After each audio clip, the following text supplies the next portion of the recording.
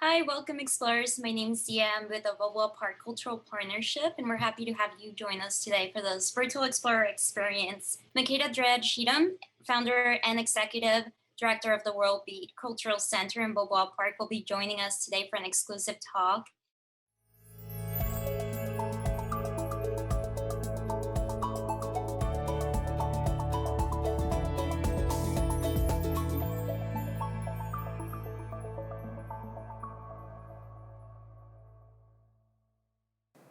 Yes, welcome to the WorldBeat Cultural Center in Balboa Park. And my name is Makeda Dread Cheatom, and I'm the executive director and founder of the WorldBeat Cultural Center. And it is a world center for all of us based on the African diaspora, which went all over the world. And that's why we're the World Beat. All our cultures are one. And from Chinese to the ancient Egyptians to the Mayans, the Olmecs, they all believe in the same thing. It's air, water, ether, fire, and earth. It's all sacred to them. And if you look deeply and you study, all the earth principles are important to us. The whole meditation around these different elements. The Native American Indians, they have the same feeling for the earth, the ancient Egyptians. So we have a calendar, and of course, with colonization, the calendar was stolen, and it's the ancient calendar of Egypt, or ancient Egypt was Kemet. The name changed, but we'll say ancient Egypt. But we think that we're Kemetic people because we come from Kemet, K-M-T. And their book is the Mutu Neter. So when you start studying the Neter, you start understanding ancient Egypt. So the Dendra calendar, the solar calendar, is our zodiac. And the ancient Egyptian people, they founded this calendar, which has been stolen and is in a museum in Europe, like a lot of our artifacts. So once you know your history, you set yourself free. And then we have a bird, and I'll let you see that bird. It's called a Sankofa bird. It's going forward, but it's looking backwards. And what it means is you cannot know where you're going until you know where you came from. So that's why we teach ancient history, which is everyone's history, the true history. And we need to let everybody know that we're part of one history. And all the people of the earth are all interconnected.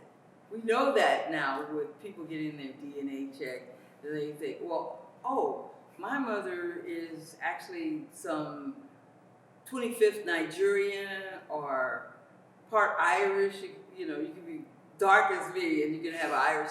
So we're one people. We have to stop this division. And art and culture is one way that we look deeply and see that we're really one people. And it's so interesting. The dance, the food, the drumming, culture is so important.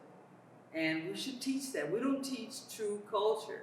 So we like to make it really colorful, and we love murals. And one of our murals is Air Mike, an airbrush artist, and Mr. Tram, which is Vietnamese, and he was able to paint this calendar, which it's airbrushed. And a lot of our artists airbrush. We have some really great artists.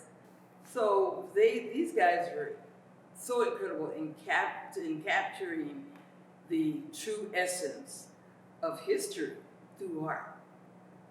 But we have just so many things and so many, artifacts. And not only that, we have a garden and we cook from our garden.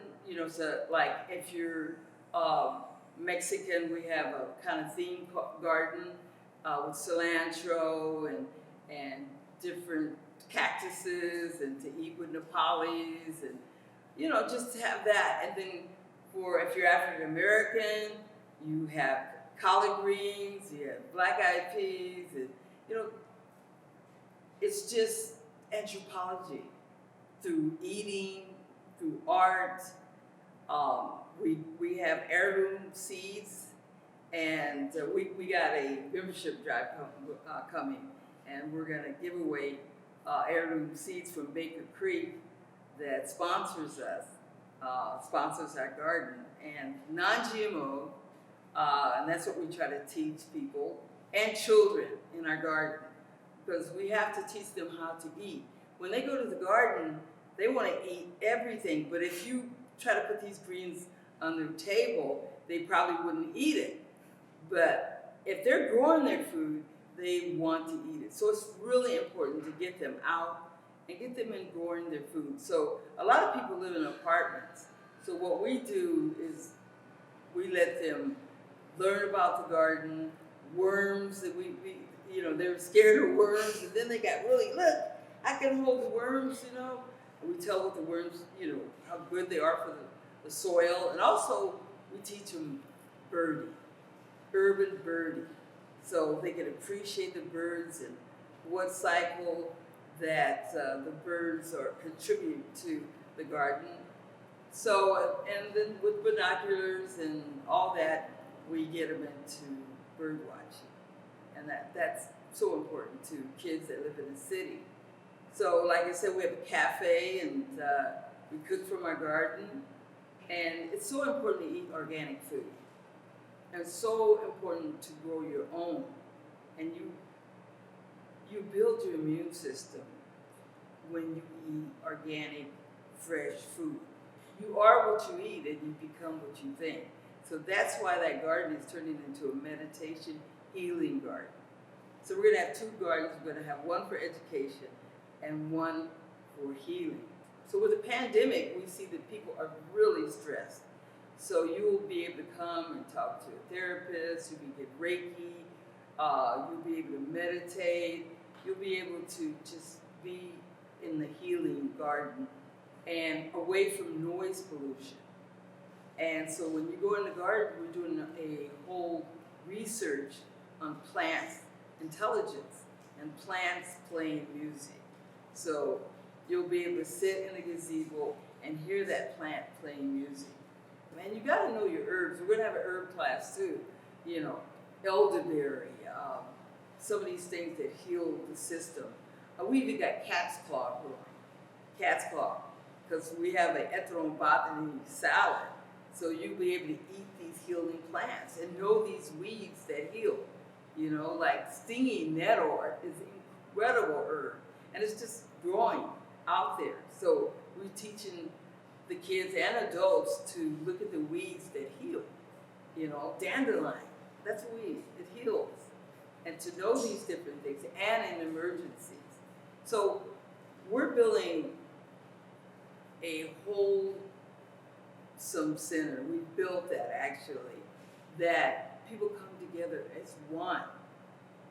And you don't feel, if you want to know about Kwanzaa, you don't feel funny because you're not black and you don't feel welcome.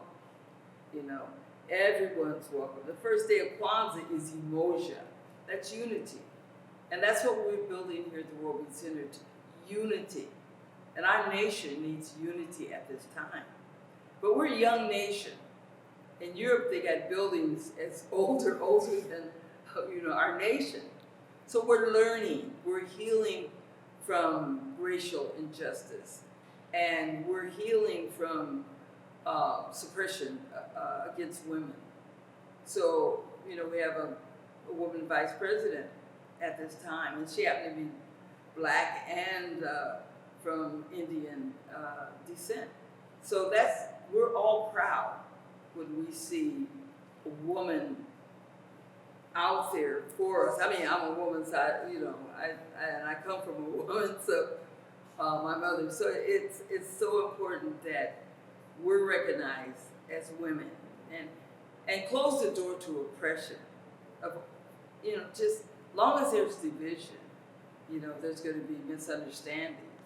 So I think we, being in Balboa Park, which is a great park in America, we want everyone to come, and we have a lot of good things that are going to be happening in the park.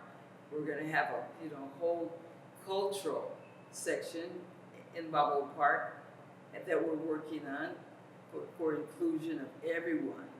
So, but all the other buildings are so great, and it's so many things that these institutions are doing. So we want you to come and visit the WorldBeat Center, Central Cultural. On this end, we really welcome you to the park. We want everyone to just go to all the different parks, the institutions in the parks, the art institutions. Please visit the park.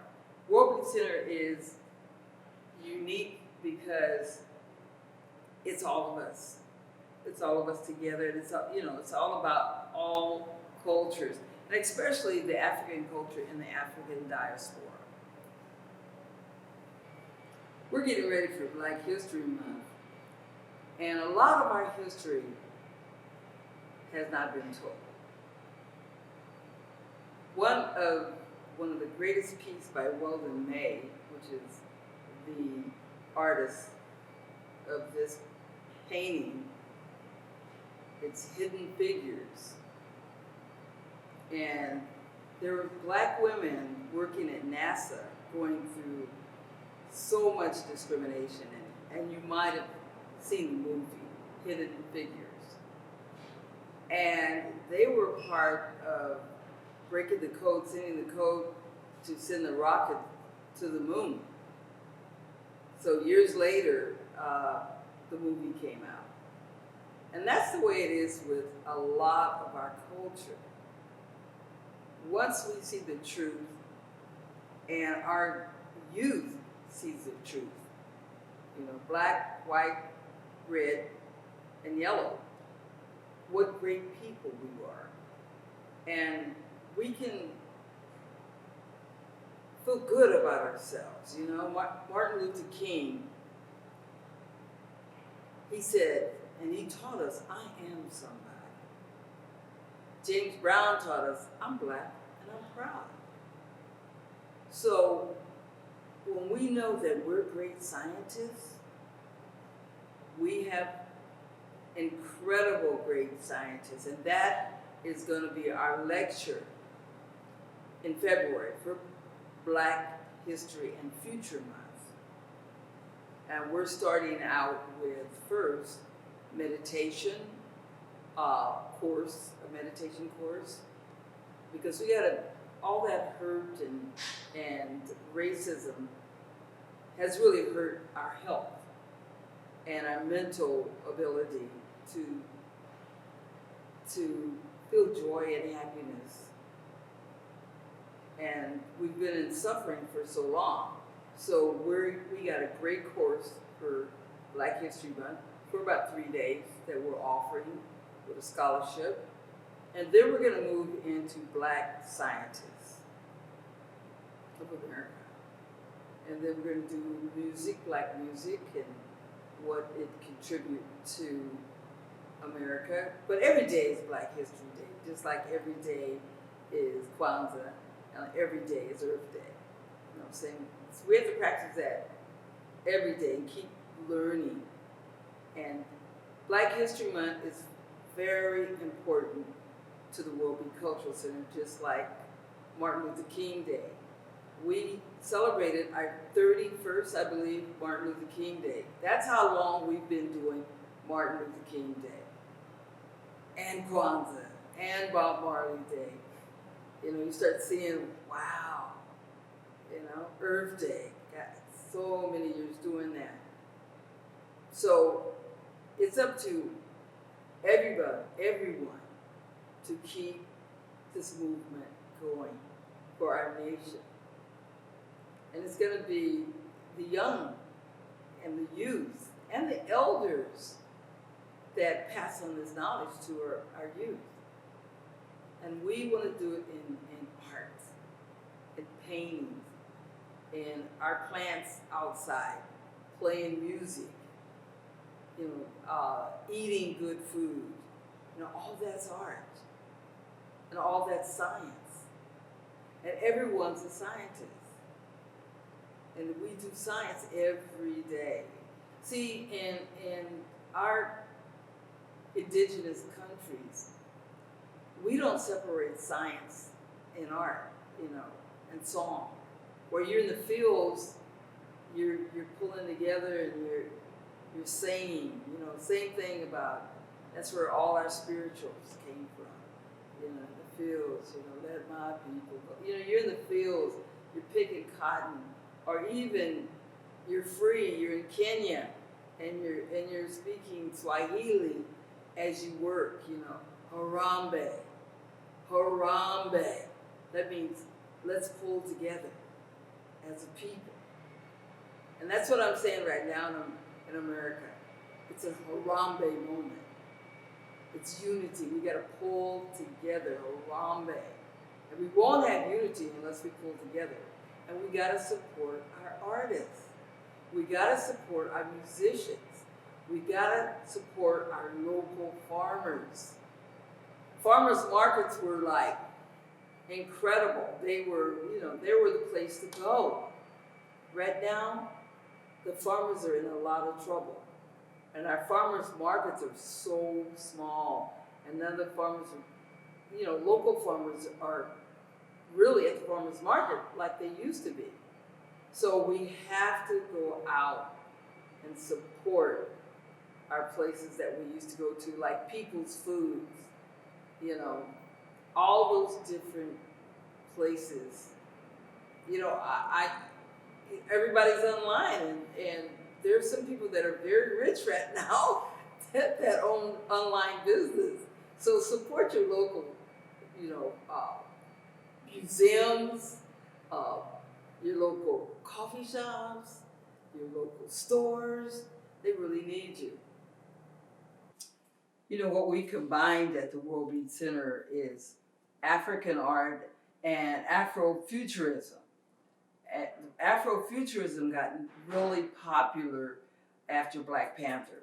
But actually, Afrofuturism was, into Star Trek, it was into a lot of other musicians like Jimi Hendrix, that was Afrofuturism, John Coltrane, Sun Ra, that was incredible, Bootsy Collins, and all that was Afrofuturism until we have Kamal Jamal and a lot of Afrofuturism today, so we have artists that are into Afrofuturism. I'm so glad that it moved into our culture of today, because I'll tell you, Sun Ra was talking about space is the place for a long time. And also, it moved into reggae when it was Lee Scratch Perry, So we've had a lot of Afrofuturism in our culture. So I met Sun Ra, and he was like on his way to Egypt by spaceship, because he's always been talking about ancient Egypt or space, and he was like before his time. And so we combine Afrofuturism with African art, and our artist is Jessie Jumanji, and she's incredible. That's some of the art that you'll see, like a woman stirring up the galaxy, the earth, and for young artists to really get Afrofuturism like that, Jessie Jumanji, and she started at a really young age. So what we got to do is bringing the now, the history, and the future together. Afrofuturism is so incredible. We say every day is Kwanzaa around here, because every 7 principles of Kwanzaa, and we should live them every day, starting with Monday, Moshe, second day, Tuesday, Kujichagulia, self-determination, and we really have a lot of people celebrating Kwanzaa. We brought Kwanzaa in the libraries years ago, and we made it mandatory to have Kwanzaa in the libraries and talking about it. And now the schools talk about it, and we go to schools. So Kwanzaa is so important. It's based on the 7 principles, the Nguzo Saba. And it's in Swahili, and you get to learn another language. We're teaching Swahili here. So we'll have our own language. That's so important. And Swahili is spoken all over Africa. It's a trade language, and it's mixed with a lot of things, even some German. It's got, different languages in one. No matter what tribe you're in, you could speak in Tanzania. You can go over to Kenya and you can speak Swahili, but you might be from another tribe. So Kwanzaa is a very important holiday, and it's based on the first fruits. And you could be any religion.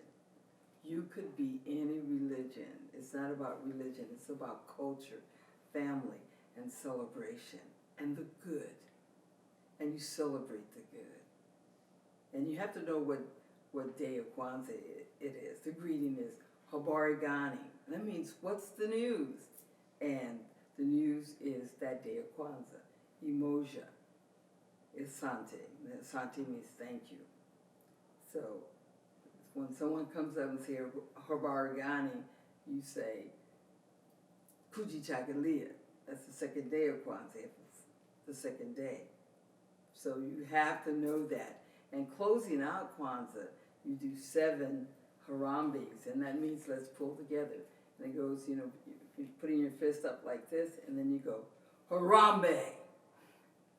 So, Harambe, celebrate Kwanzaa.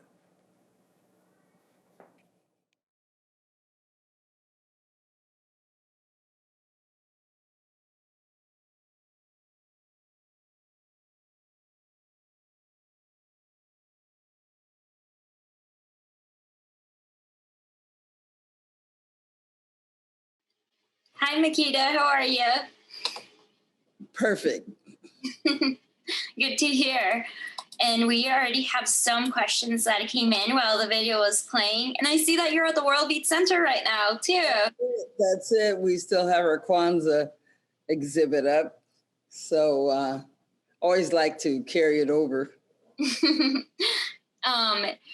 first question that came in, what is your fondest memory from your time leading the WorldBeat Center? Well, it was such a struggle.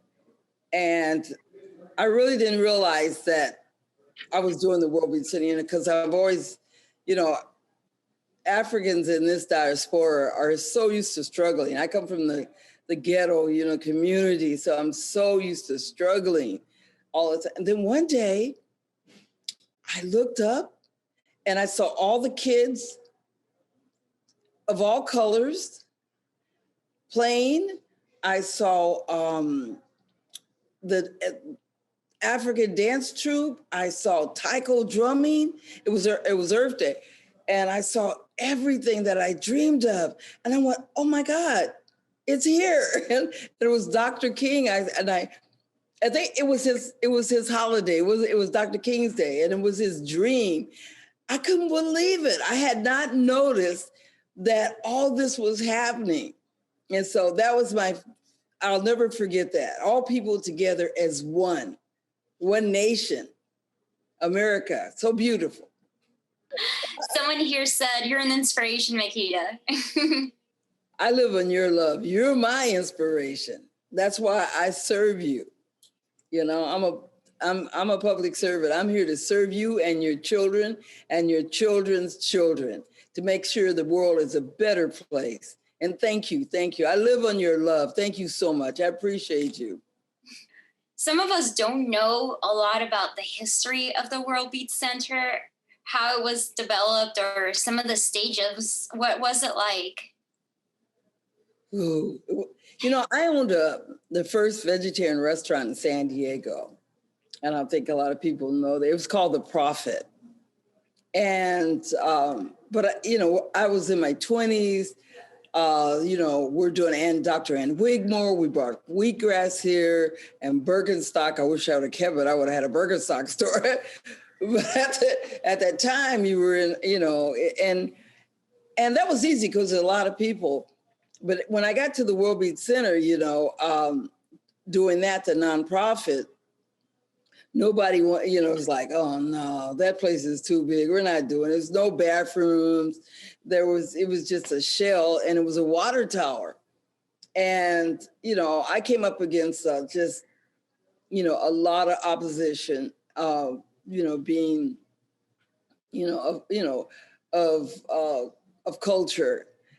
But, you know, if you stay in there and have patience and just keep loving it, it's real hard because it'll beat you down, you know, but you just have to have that mission that our ancestors of all colors,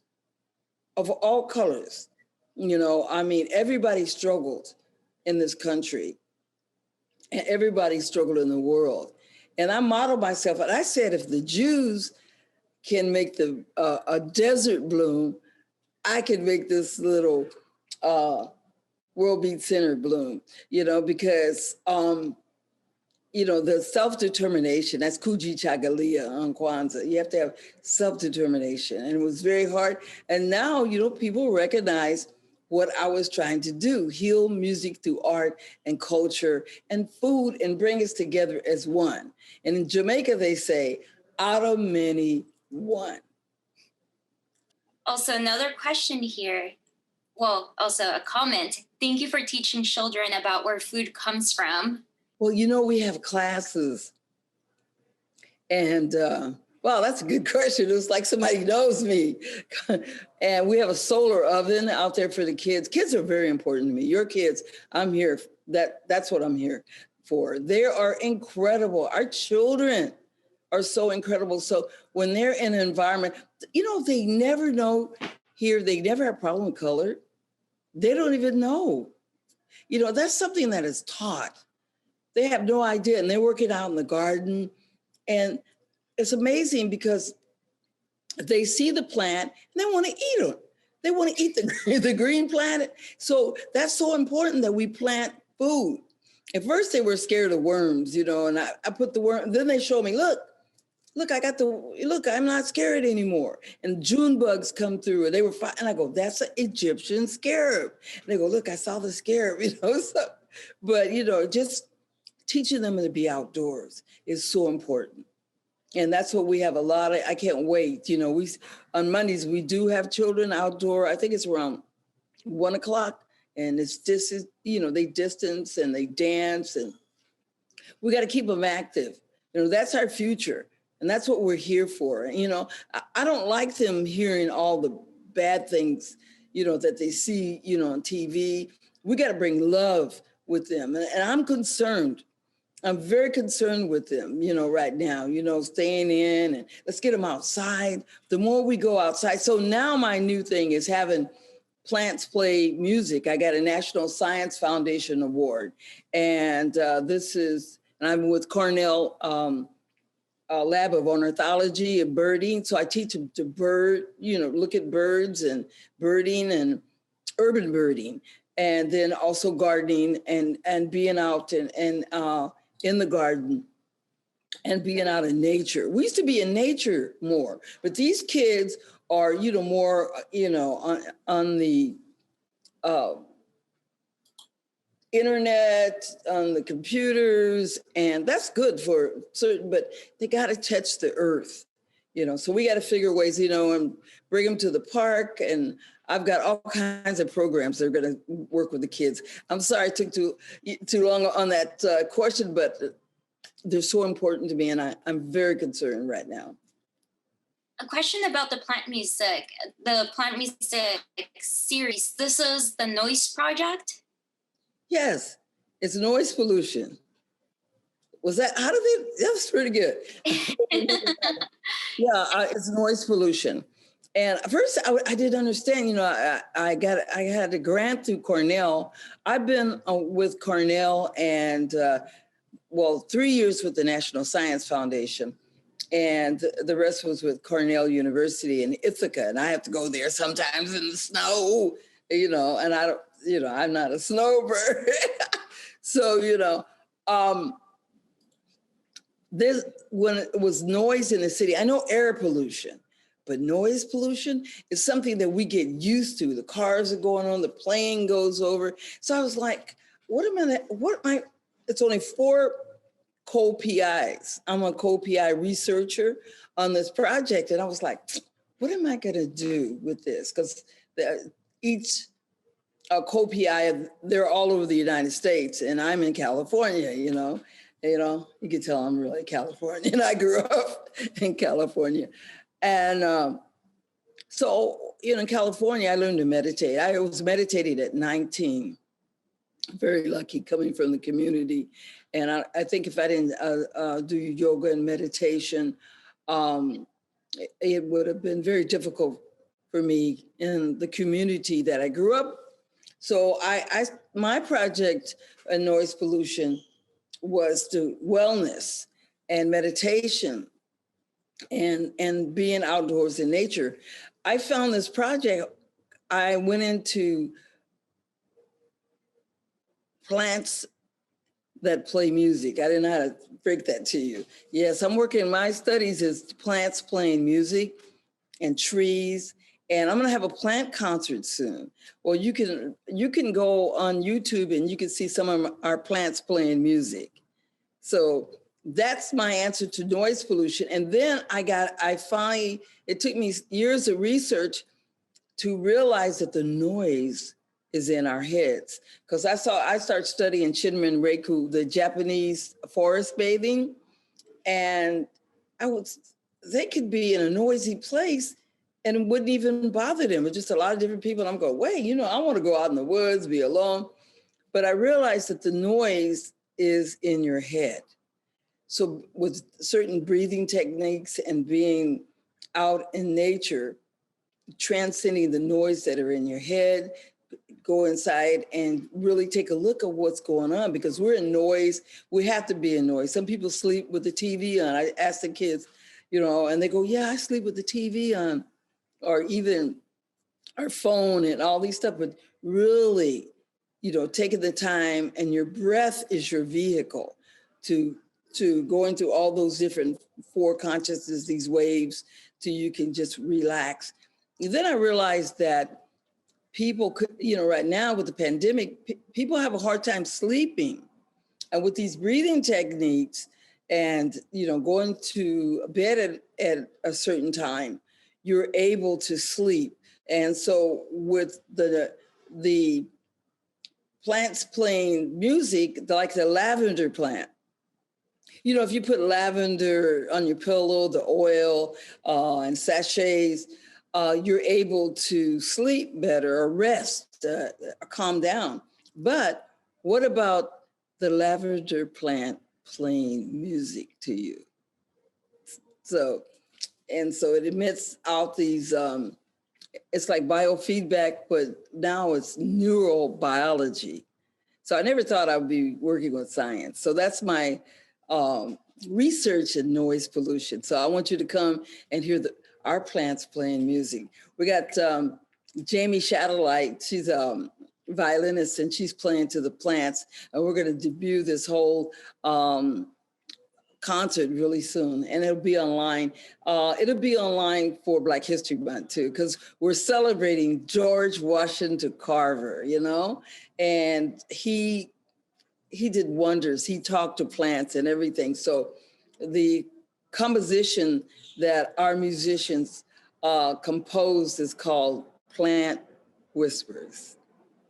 And, Stevie Wonder did the Secret Life of Plants.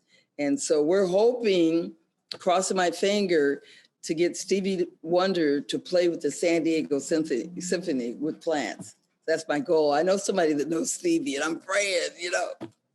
I'm really looking forward to this project. I find it really interesting and very different from, anything else that's going on, especially at Balboa Park. Yes. I can't wait to get that.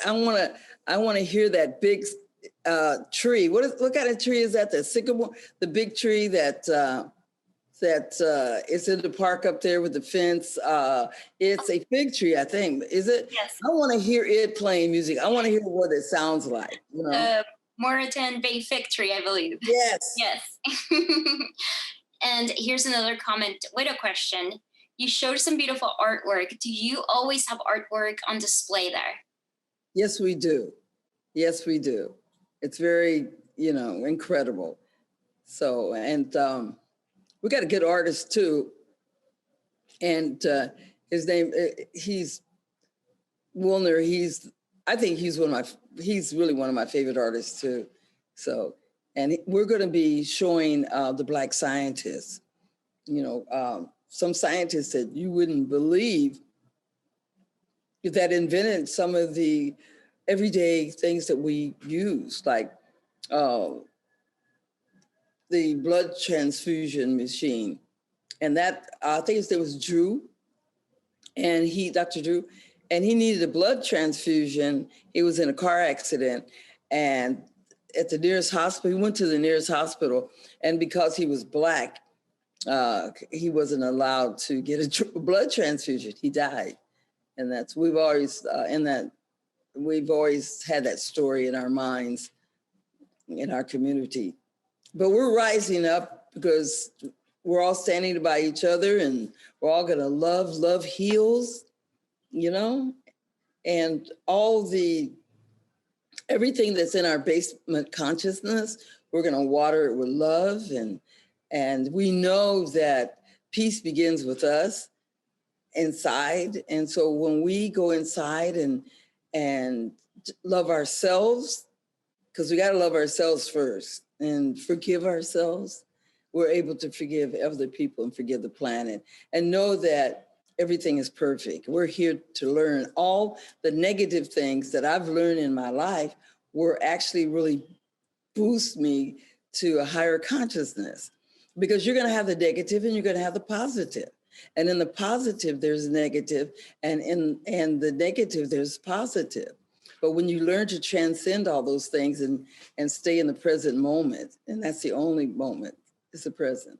And speaking of artwork and beautiful things, someone just asked, did I see correctly that a mural is being done of you on the side of a building? And I think I can share it here. It's huge.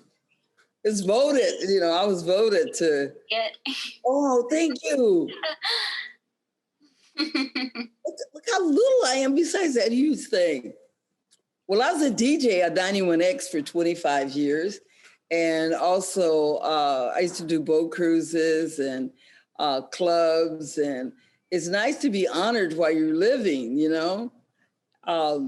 especially, woman DJ. There was not that many women doing running those turntables and in clubs.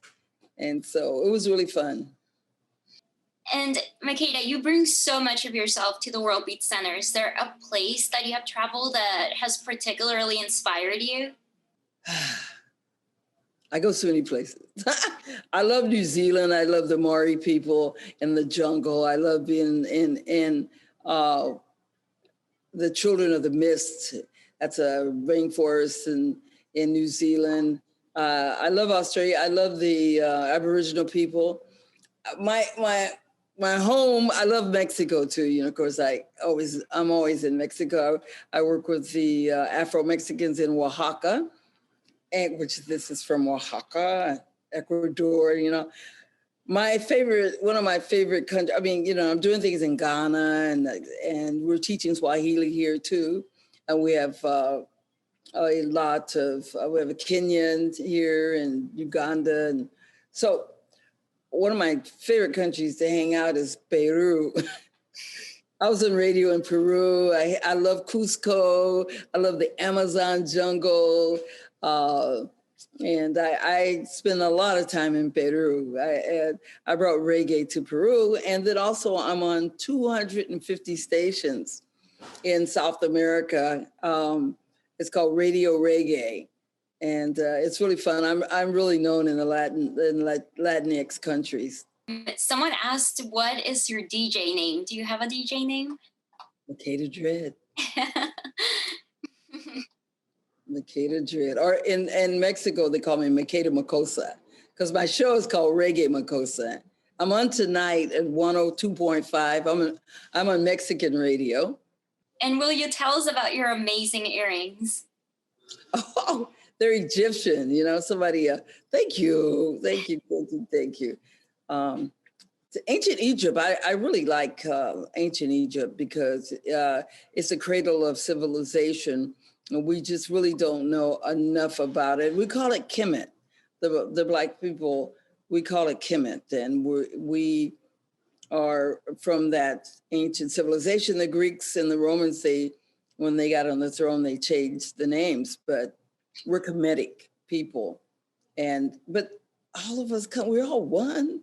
We all come from the same place, It's been proven, So, we just got to love each other. And you guys are so beautiful. I love you. And I'm honored to be in your presence. And I'm honored to be here this long because, in 2 years, I'll be 80. You do not look anything close to 80. That's for having a vegetarian diet for so long. And, taking care, meditating and juicing and fasting and breath, your breath is so important, doing breathing exercises. So I really, want people to really be aware of their breath. The Art of Living, they have really good courses. I can't wait when I do a course. I do one tonight, 3 days, and it's 3-stage breathing, because you come in, with your breath, and you go out without your breath. Your breath is so important, and when you're really upset, just monitor your breath. And when your kids are, they can't hardly breathe. So your breath is so important. And doing pranayama, and out one nostril in the other. And I know a lot of you do yoga out there. I do qigong, and I did tai chi when I was a lot younger. But the chi energy is the prana. That's so important. So for you to get prana, by the ocean, walking barefooted, being in Balboa Park, and coming to see me so I can give you some good kombucha untapped. And speaking of that, I know that cafe is open with the WorldBeat Center. Is that right? Yes, the cafe is open on Friday, Saturday, and Sunday. And I'm at I get to put a lot of energy into my new radio station, 24 hours, 101.1 FM. And so I'm trying to put the energy in that. And my science award, I have about 8 months. And so I've just went into, and that's the plants playing music and everything. And I want to put a CD out of the plants playing music and, get more into neurobiology. Someone is making a comment. Name some of the languages that you have learned, even if it's just a few words. Oregani, Asante Sana, Jumbo, Wam, Wagwan, Ketal, Irie, let me see, I Quechua, when I was in Cusco, I was speaking a little Quechua. Ni hao, I forgot, I tell you, I went to China too. Let me see. Yeah, some of them are shay, pu shay, how. So. And speaking of languages, you mentioned Swahili classes. When are those projected to start? We're going to start next week, and they'll be online. They'll be Zoom, and we have 2 Swahili teachers, female and male. Mizwa, he came from a little village in Kenya, and he's a little fishing village. And then they saw how Mishwa, they saw how he was doing in school, and the teachers got together, and then he didn't have enough money to go to the university, and they got together and put him in the University of Nairobi, and then he got a Fulbright grant, and then he's working on his PhD, and he just come say hi in Swahili.